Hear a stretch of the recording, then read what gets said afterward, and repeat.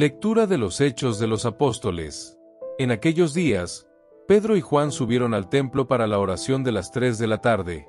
Entonces trajeron a un hombre cojo de nacimiento, al cual colocaban todos los días a la puerta del templo, llamado Hermoso, para que pidiera limosna a los que entraban. Cuando vio a Pedro y a Juan entrando al templo, el hombre pidió limosna. Ambos lo miraron y Pedro dijo: «Míranos». El hombre los miró esperando recibir algo. Entonces Pedro le dijo: «No tengo ni oro ni plata, pero lo que tengo te lo doy. En el nombre de Jesucristo de Nazaret, levántate y anda». Y Pedro, tomando su mano derecha, lo levantó. Inmediatamente, los pies y tobillos del hombre se volvieron firmes. Luego saltó, se puso de pie y empezó a caminar. Y entró en el templo junto con Pedro y Juan, caminando, saltando y alabando a Dios. Todo el pueblo vio al hombre caminando y alabando a Dios, y reconocieron que era él quien pedía limosna, sentado a la hermosa puerta del templo. Y estaban asombrados y maravillados de lo que le había sucedido. Palabra del Señor. Gracias a Dios.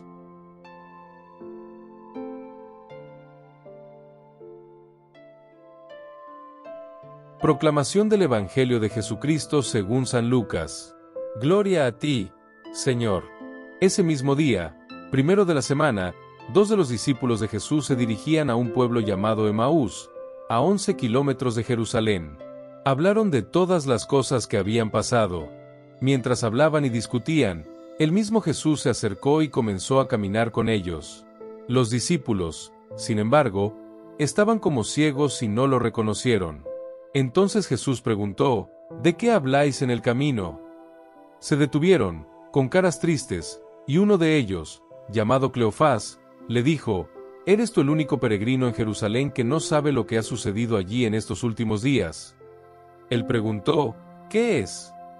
Los discípulos respondieron: «¿Qué le pasó a Jesús de Nazaret, que era un profeta poderoso en obras y palabras delante de Dios y delante de todo el pueblo? Nuestros sumos sacerdotes y nuestros líderes lo entregaron para que lo mataran y lo crucificaran.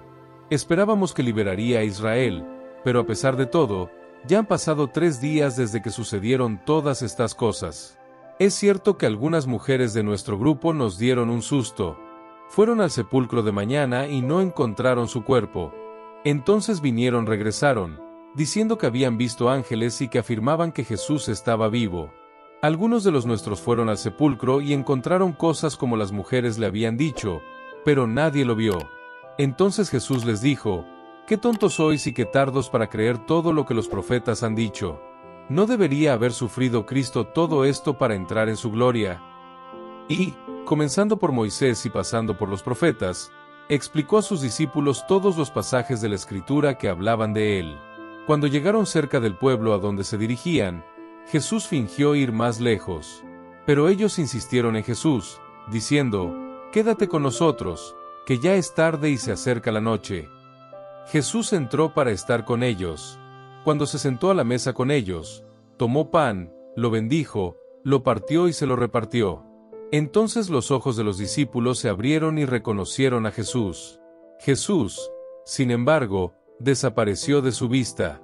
Entonces uno dijo al otro: «¿No ardía nuestro corazón cuando nos hablaba en el camino y nos explicaba las Escrituras?». En ese mismo momento se levantaron y regresaron a Jerusalén, donde encontraron a los 11 reunidos con los demás. Y confirmaron: «En verdad, el Señor ha resucitado y se ha aparecido a Simón». Entonces los dos contaron lo que había sucedido en el camino y cómo habían reconocido a Jesús cuando partió el pan. Palabra de salvación. Gloria a ti, Señor.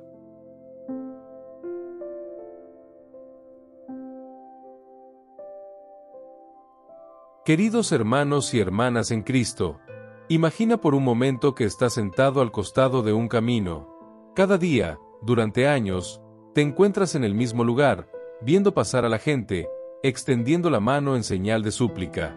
El mundo que te rodea está en constante movimiento, pero tú permaneces inmóvil, atrapado en tu condición, resignado a tu destino. Esta es la realidad del hombre que encontramos en la primera lectura de hoy, el cojo sentado a la puerta del templo llamado Hermoso.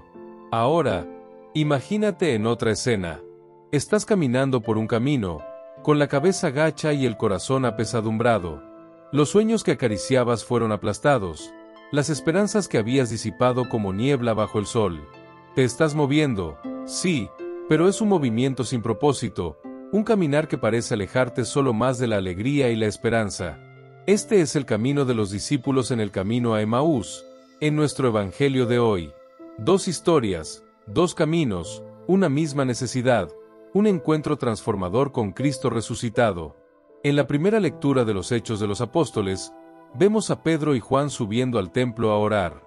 Encuentran a un hombre cojo de nacimiento, que todos los días era llevado a la puerta del templo a pedir limosna. Imagínese la monotonía de esta existencia, día tras día, año tras año, siempre en el mismo lugar, siempre haciendo la misma petición, siempre dependiendo de la caridad de los demás. Este hombre no pidió mucho, una moneda, tal vez, suficiente para sobrevivir un día más. Cuando vio a Pedro y a Juan, extendió la mano como de costumbre, esperando recibir algo de dinero. Pero Pedro dijo, no tengo ni oro ni plata, pero lo que tengo te doy, en el nombre de Jesucristo de Nazaret, levántate y anda. ¡Qué momento tan extraordinario! En un instante, la vida de este hombre se transformó por completo. El que nunca había dado un solo paso en toda su vida ahora no solo caminaba, sino que saltaba y alababa a Dios. Las personas que lo vieron quedaron asombradas, casi sin poder creer que fuera el mismo hombre que se sentaba a la puerta del templo todos los días. Esta curación no fue solo física, fue una restauración completa, de la dignidad, del propósito y de la participación en la comunidad. El hombre que antes había estado al margen, literalmente sentado a la puerta del templo, ahora entró con ellos en el templo, caminando, saltando y alabando a Dios. De espectador pasivo a participante activo, de mendigo a adorador. Ahora, volvamos nuestra atención al Evangelio.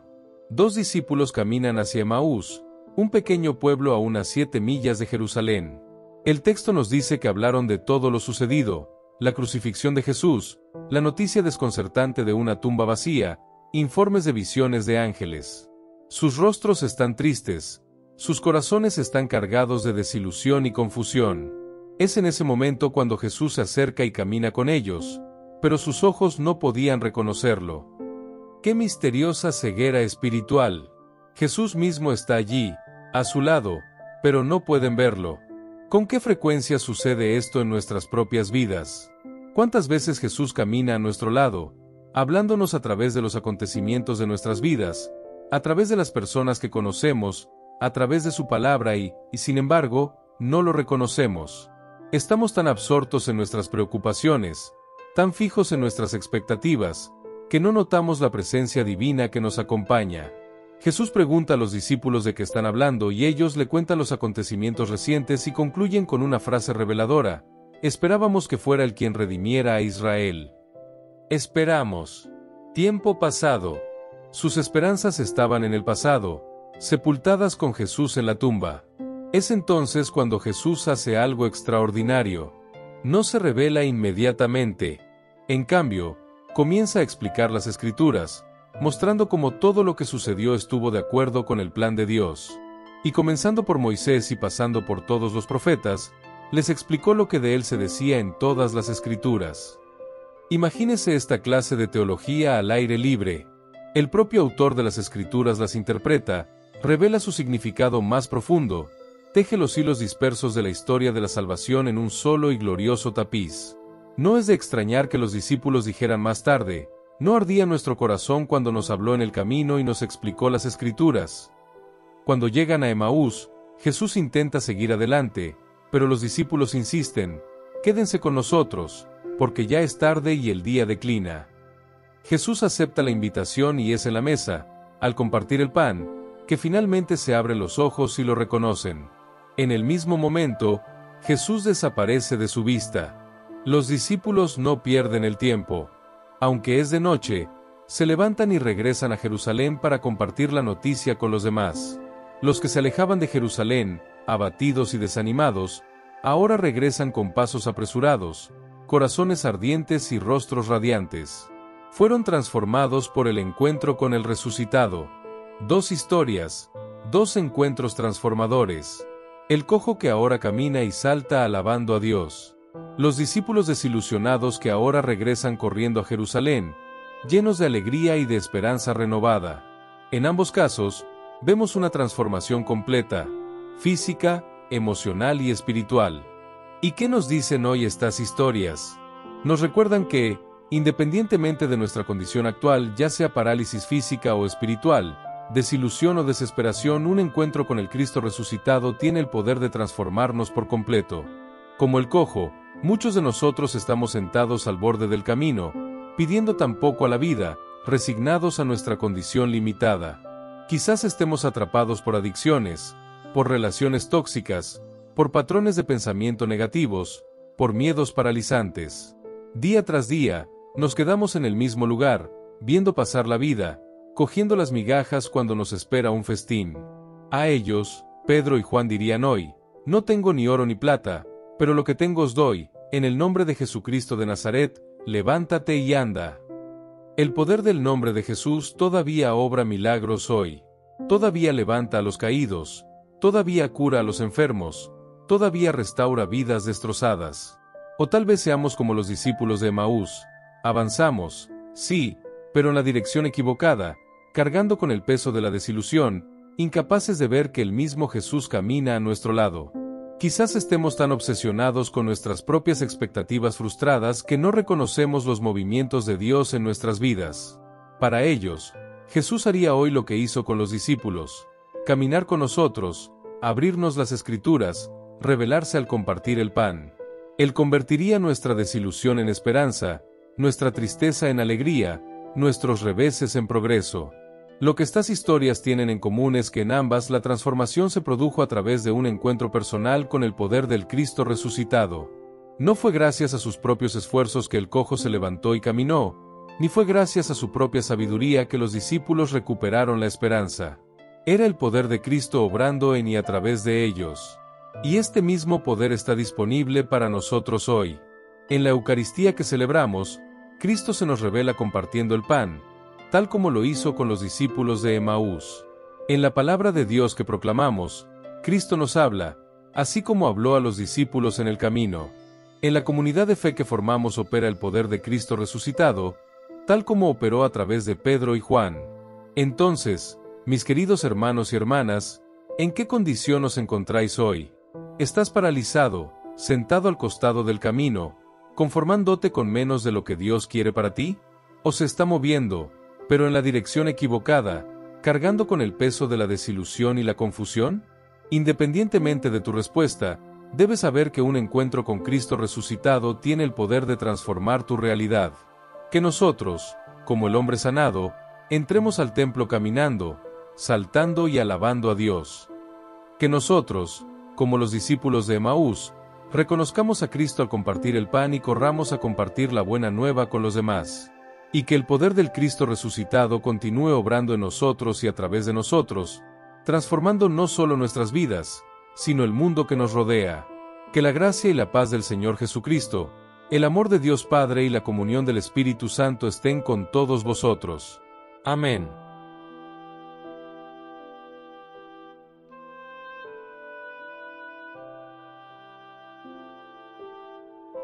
Santo Miguel Arcángel, defiéndenos en la batalla. Sé nuestro amparo contra la perversidad y las asechanzas del demonio. Reprímale Dios, pedimos suplicantes, y tú, príncipe de la milicia celestial, arroja al infierno con el divino poder a Satanás y a los demás espíritus malignos que andan dispersos por el mundo para la perdición de las almas. Amén.